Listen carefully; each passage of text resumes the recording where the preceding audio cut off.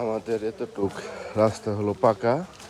আপনার হচ্ছে এখান থেকে পুরাটুক এদিকে যতটুকু ততটুকু পাকা।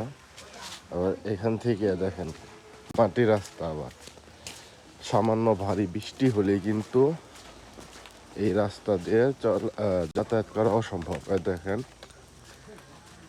এই যে অবস্থা দেখেন, মানে পুরা কাদা হয়ে গেছে। তো এখান থেকে আবার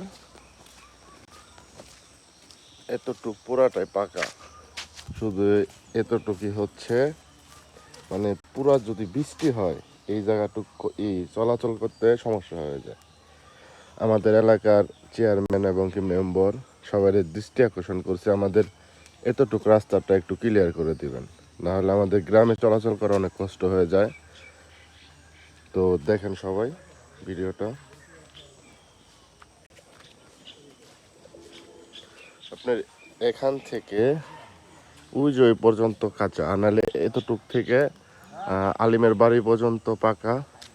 আবার এখান থেকে রাস্তা পর্যন্ত পুরো পাকা।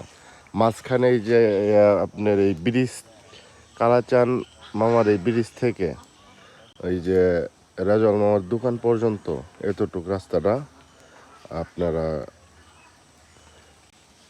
মেম্বার চেয়ারম্যান আছেন সবাই দৃষ্টি আকর্ষণ করছে, আপনারা যত তাড়াতাড়ি সম্ভব রাস্তাটা ক্লিয়ার করে দিবেন। কারণ সবটুক করতে পারছেন, এতটুক বাকিরাই খেলাপ, কি বলেন?